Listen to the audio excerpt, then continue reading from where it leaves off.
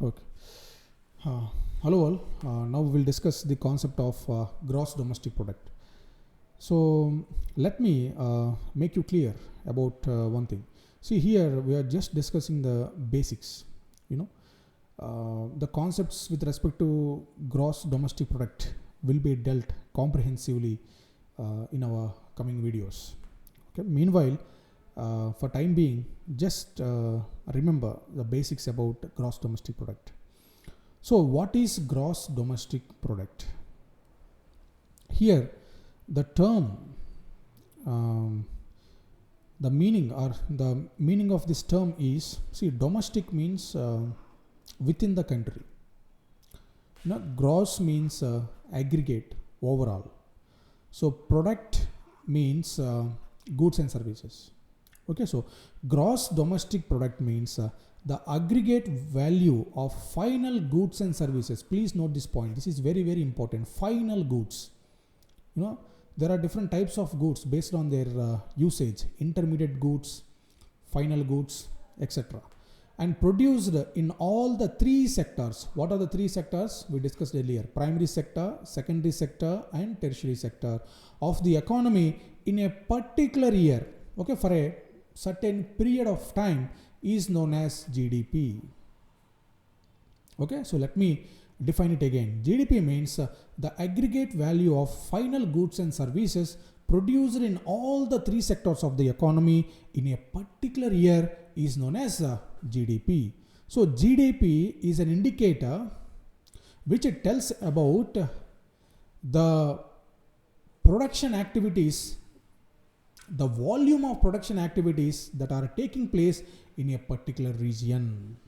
Okay, then I would like to give you a small example with respect to this final goods. See, while calculating GDP, the value of the final good is taken into consideration. Only the value of final good is taken into consideration. The value of intermediate goods are not taken into the consideration. Okay, let us consider the manufacturing of biscuits. So here biscuits are the final product or the final good. Biscuits are the final good. This is directly consumed by the customers, right?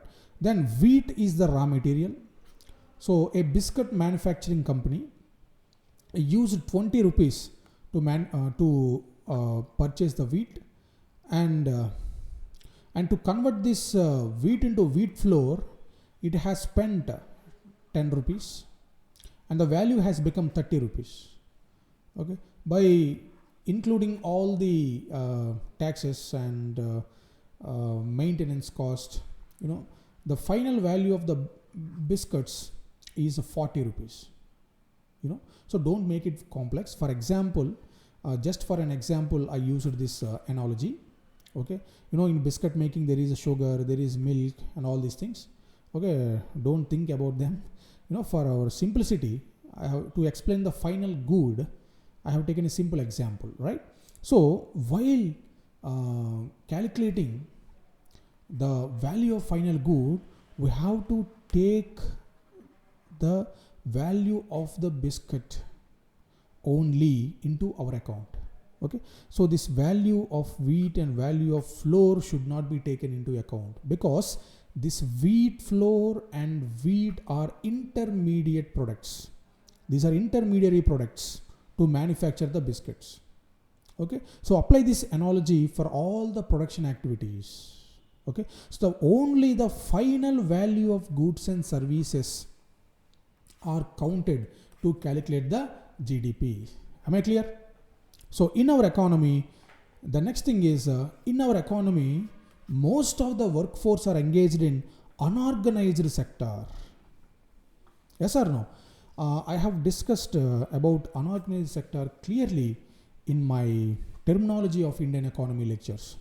So okay, I will provide you with the links of those lectures in my description box. So please visit them to get a conceptual clarity. Okay. So unorganized sector. So most of the workforce in India, almost greater than 90%, you know. So more than 90% of the workforce in India are engaged in unorganized sector, right? So there are a lot of disadvantages for unorganized sector. Okay, I also explained about organized sector, so please visit my previous lectures. The difference between organized and unorganized sector, the advantages of organized sector. Okay, so let me give you a few things about organized sector. You know, under organized sector there is job security, and there is a fixed duration of work hours, and there are many allowances, financial allowances with respect to work. Yes or no? So these are all the traits of the organized sector. The traits of unorganized sector are there is no job security, meaning the workers can be removed at any point of time, and there are no allowances with respect to salaries. Okay, and there are no fixed working hours. They have to work whenever they are called to do so. Okay, right. So this organized sector is also called as formal sector.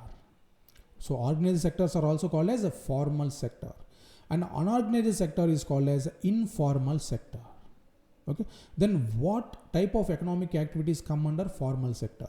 See, all government sector employees, all types of government jobs come under formal sector, and jobs which are given by the firms, means companies or organizations, which employ 10 or more regular employees. That means if an organization or a company gives employment for 10 or more,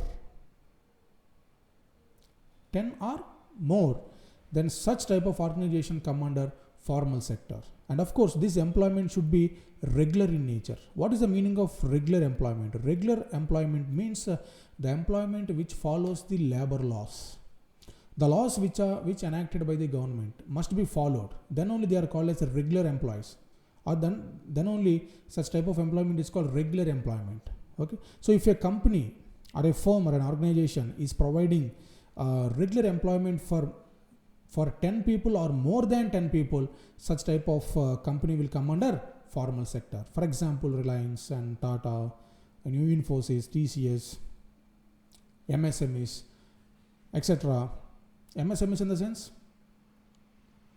micro, small and medium enterprises. I'm not saying that all MNCs will, MSMEs come under this formal sector.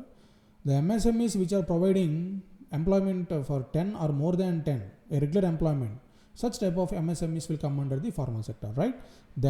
So this formal sector is also known as organized sector, as I said earlier. Then what is informal sector? Informal sector also known as unorganized sector, as I said earlier. Then what type of economic activities come under an unorganized sector? Self-employment, casual laborers, agricultural laborers, all these people come under the unorganized sector. So can I say that the people who belong to unorganized sector are vulnerable sections of the society? Yes, of course. Their income levels are very less. They don't have job security, and they don't have pension facilities. Okay, and their condition is very bad compared to the employees of formal sector. Okay, unfortunately in India, the workforce of India, 90% of the workforce of India is under unorganized sector. Okay, because of that the living standards are not good for most of the people in India.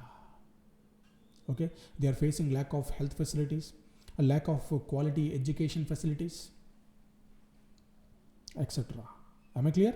Right. So till now we have discussed the meaning of gross domestic product and formal sector and informal sector, and advantages of formal sector, and we have seen the disadvantages of informal sector. Okay, right. In the next video we will discuss the problems of Indian workforce. Thank you.